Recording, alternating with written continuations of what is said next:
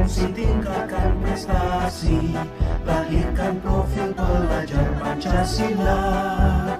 Belajar, bergerak, berbagi untuk negeri, kita menjalin kolaborasi.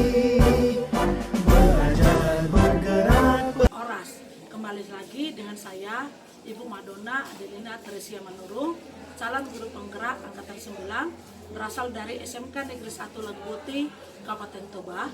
Video ini berisi kegiatan percakapan supervisi akademi. Kegiatan supervisi akademi memiliki daripada 3 tahapan. Yang pertama, pra observasi, yang kedua, observasi, yang ketiga, pasca observasi.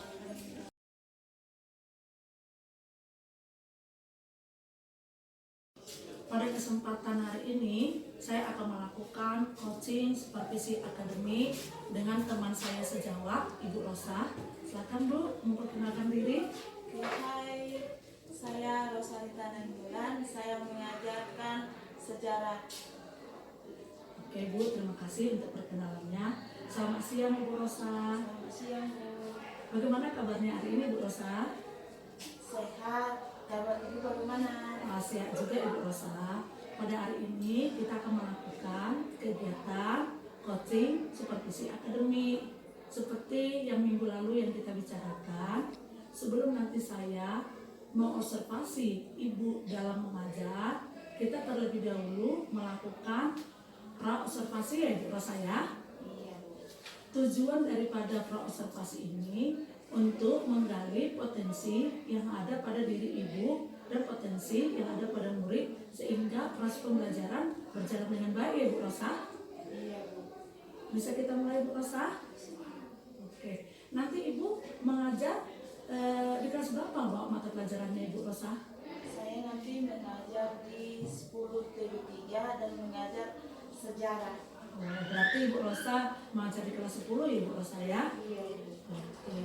Nanti yang Ibu ajarkan itu tujuan pembelajarannya yang akan dicapai bagaimana Ibu Rosa? Oke.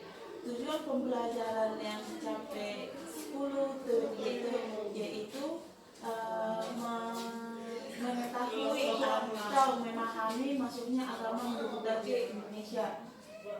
Berarti nanti tujuan pembelajarannya bahwa peserta didik kita dapat mengetahui dan memahami pengaruh masuk agama budaya di Indonesia ya Bu Rosa ya. Iya, betul. Kalau boleh tahu Bu Rosa, dari tujuan pembelajaran tersebut kompetensi apa yang akan Ibu kembangkan agar anak kita bisa mencapai tujuan pembelajarannya Ibu Rosa? Yang saya pengen kembangkan untuk anak-anak itu yaitu percaya diri,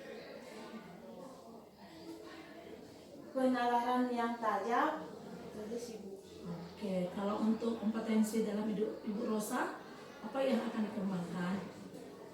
Lebih kreatif untuk membuat metode pembelajaran biar menarik supaya siswa itu tidak bosan dan supaya minat untuk pelajaran sejarah. Oh, berarti nanti Ibu Rosa akan mengembangkan kompetensi pada diri Ibu Rosa juga dan kompetensi pada anak-anak Ibu Rosa sehingga anak-anak bisa lebih percaya diri, lebih aktif dalam pembelajaran. Kalau boleh tahu Ibu Rosa, strategi apa yang akan Ibu lakukan agar anak-anak itu bisa lebih percaya diri dan aktif dalam pembelajaran? Oh, saya harus menyiapkan video, terus video pembelajaran, terus media, terus saya akan menyediakan media pembelajaran. Harus menyiapkan musiknya juga biar orang itu happy, tidak menonton pas pelajaran sejarah. Ya, luar biasa sekali Bu Rosa ya strategi yang dilakukan. Apakah ada hambatan yang dilakukan Ibu Rosa dalam mempersiapkannya untuk proses pembelajaran? So pasti adalah ya hambatannya itu karena di sekolah belum ada semua disiapkan, jadi harus betul-betul menyiapkan dari rumah seperti speaker belum ada di sekolah, jadi saya harus membawa dari rumah gitu. Ya, berarti berarti Ibu menyediakan media tambahannya loudspeaker Ibu Rosa ya. Jadi saya menjadi lebih penasaran lagi melihat Ibu Rosa untuk mengajar. Rencananya kapan kita akan melakukan supervisi Ibu Rosa? Oh, bisa Bu, minggu depan bisa melakukan supervisi pas saya masuk di kelas itu. Oke, terima kasih Bu Rosa. Waktunya kita bincang-bincang dalam waktu pra-observasi. Nah, iya. Nanti setelah Ibu melakukan observasi, setelah Ibu nanti melakukan pembelajaran di dalam kelas, kita bincang-bincang lagi Bu Rosa ya. Iya Bu, baik. Oke, terima kasih.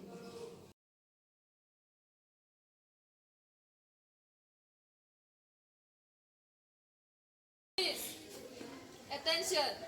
Greeting to our teacher.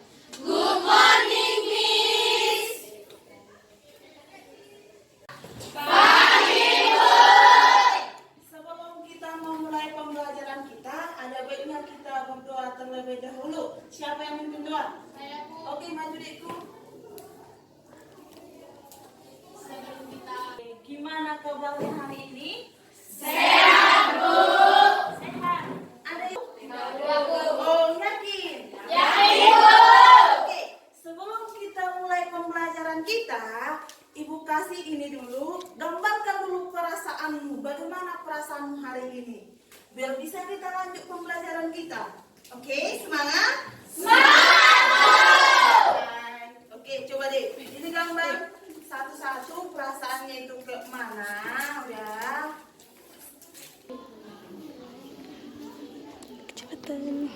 Itu atau emotnya itu kan udah kau tempelkan. Itulah perasaanmu hari ini. Ada yang membuat sedih? Siapa yang sedih?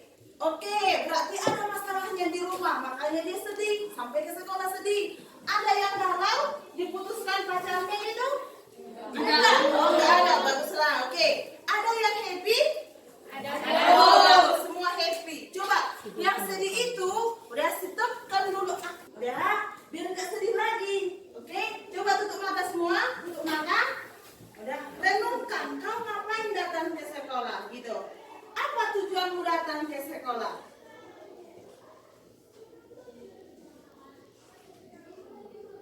Udah.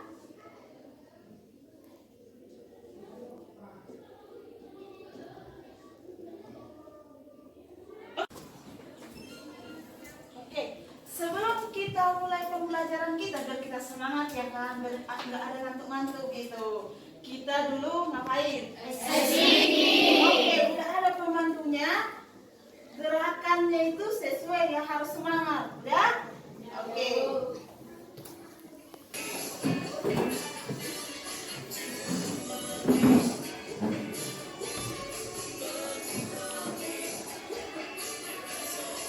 Sebelum kita mulai pembelajaran kita dan melanjutkan pembelajaran kita yang minggu lalu, kita buat kesepakatan dulu di kelas ini biar tertib ya kan? Yang apa? Satu apa?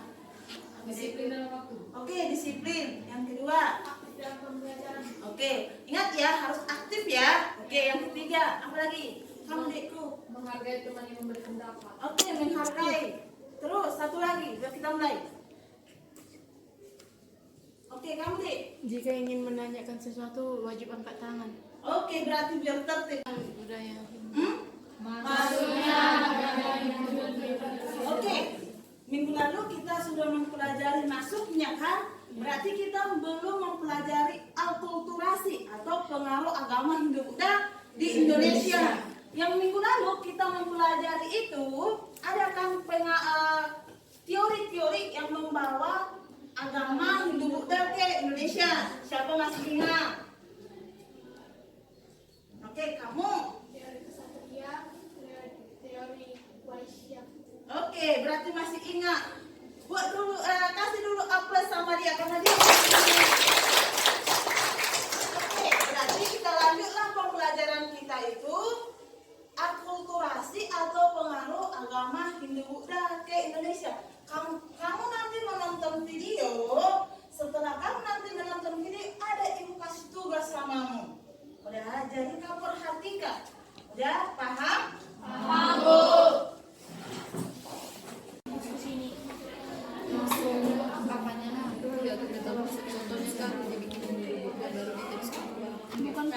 kita saya ini penjelasannya dilihat gaya dari pengasuh kita kan yang disuruh beta konsepnya aja biar nggak terlibat dan dihajarkan hanya langsung ke beta konsepnya aja.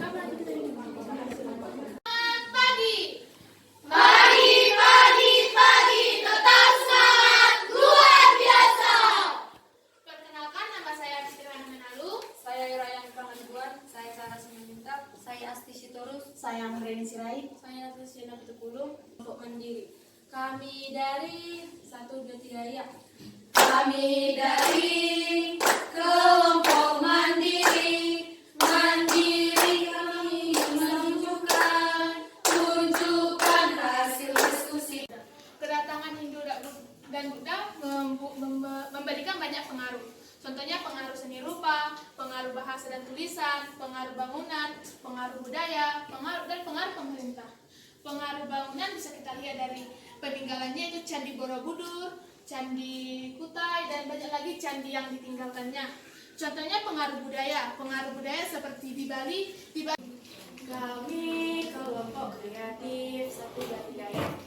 Kami kelompok kreatif mempunyai tim terhebat, selalu fokus dan semangat. Dan di Indonesia antara lain 1. Seni rupa, 2. Pengaruh sistem kepercayaan, 3. Seni rupa, 4. Seni pemerintahan, 5. Seni sastra dan aksara, 6. Sistem sosial dan kemasyarakatan. Terima kasih telah mendengarkan dan sekian dari kami. Jika ada yang kurang bisa dimaafkan dan ada yang mau bertanya. Saya mau bertanya, apa bentuk dari peninggalan agama Hindu Buddha di Indonesia?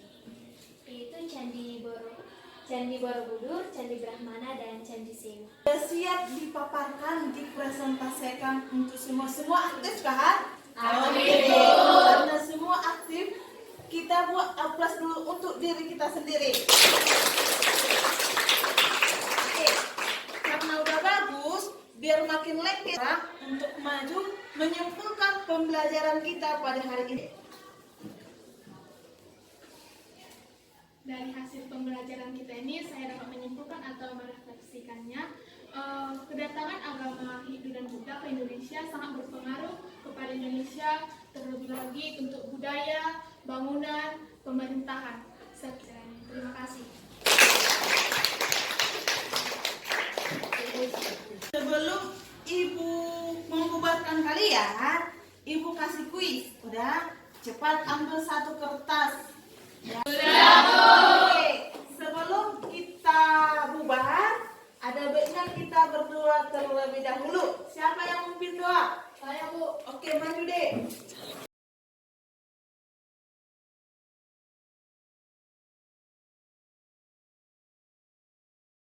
Saya akan melakukan kegiatan coaching pasca observasi kepada Ibu Rosa yang baru selesai mengajar mata pelajaran sejarah di kelas 10 TB3.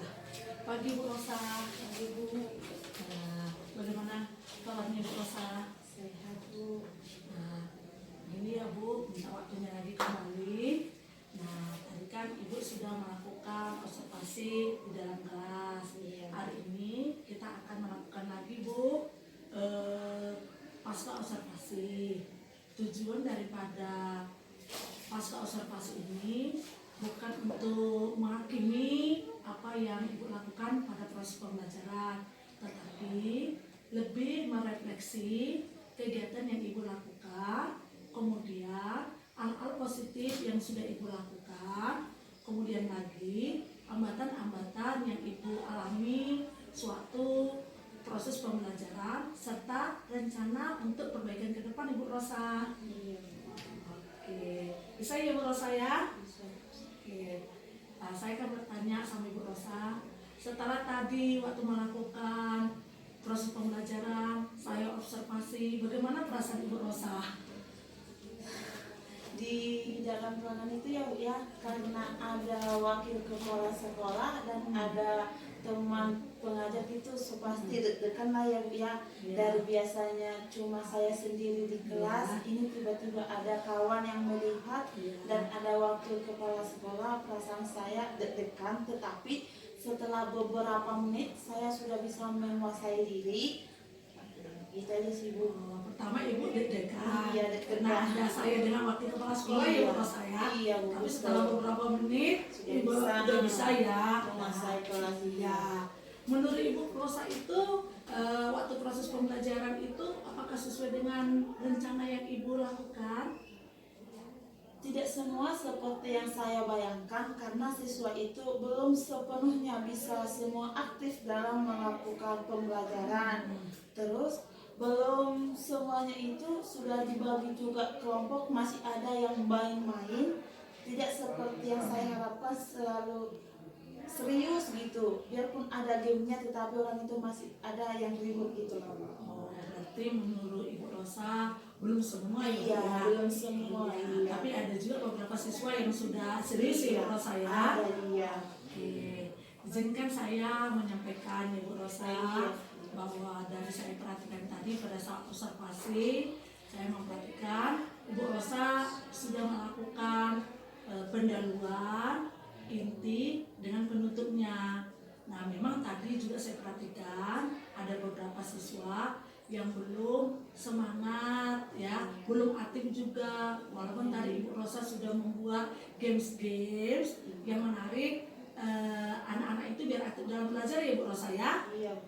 Nah, kalau menurut Ibu Rosa, adakah kendala lagi yang akan Ibu hadapi lagi untuk kedepannya? Pasti ada lah ya Bu ya, karena belum semua bisa dibuat atau dicari metode untuk pembelajaran sejarah, karena di sekolah kita ini belum bisa membawa keluar siswa. Contohnya ke pelajaran saya, karena saya pembelajaran sejarah belum bisa siswa ini dibawa ke museum. Nah, contohnya kalau dibawa ke museum kan pasti ada kendala dari keuangan anak-anak gitu. Gitu aja sih Bu. Oh, berarti Ibu Rosa juga ada kendalanya Iya, ada dan Ibu kendala. Rosa sudah menyampaikan strateginya. Ya, sangat luar biasa Ibu Rosa. Ibu Rosa sudah bisa menyampaikan kendalanya dan sudah juga menyampaikan strategi-strategi untuk pembelajaran yang kedepannya. Nah, yang mau saya tanyakan lagi, kompetensi apa yang akan Ibu Rosa kembangkan untuk pembelajaran yang berikutnya? Untuk mencapai targetnya itu, saya akan melakukan observasi diri saya sendiri. Iya. Nah, bahwasanya karena ini kurikulum merdeka masih banyak evaluasi yang belum bisa saya lakukan. Contohnya kita ini masih ada masalah di rumah, contohnya kita nggak boleh membawa ke sekolah gitu. Padahal tuntutan kurikulum merdeka ini kan kita harus happy, nggak bisa emosi dalam pembelajaran. Padahal si anak belum tentu dia bisa 100% untuk belajar gitu loh Bu, karena orang itu banyak pikirannya dari rumah, kita juga banyak pikiran kita, jadi kita harus menahan emosi kita biar pembelajaran di kelas berjalan gitu aja sih Bu. Cuma menguasai diri aja gitu. Ya, berarti kalau saya dengar tadi, berarti Ibu Rosa itu perlu untuk mengembangkan kesadaran sosialnya dan emosional ya Ibu Rosa ya. Oke, luar biasa Ibu Rosa. Nah, dari perbincangan kita mulai dari pra observasi, pasca observasi, apa yang bisa Ibu ambil refleksi kepada diri Ibu untuk proses pembelajaran berikutnya Ibu Rosa? Yang saya ambil dari sini, kita itu harus lebih sabar, terus lebih kreatif untuk mengembangkan metode pembelajaran untuk ke kelas, karena setiap kelas itu tidak bisa disamakan karena beda karakter, beda jenis gitu loh. Karena saya ada juga masuk di kelas cowok, jadi harus di kelas cowok itu harus lebih aktif saya untuk membuat atau melakukan metode yang ingin saya lakukan. Iya Bu Rosa, bagus Ibu Rosa refleksinya. Ibu sangat luar biasa membuat refleksi pada kegiatan coaching kita pada hari ini. Nah, harapan kita ke depan, apa strategi-strategi yang Ibu lakukan untuk mengatasi kendala-kendalanya, Ibu bisa melaksanakannya biar nanti pembelajaran kita bisa berpihak kepada murid ya Bu Rosa ya. Oke Bu Rosa, terima kasih waktunya.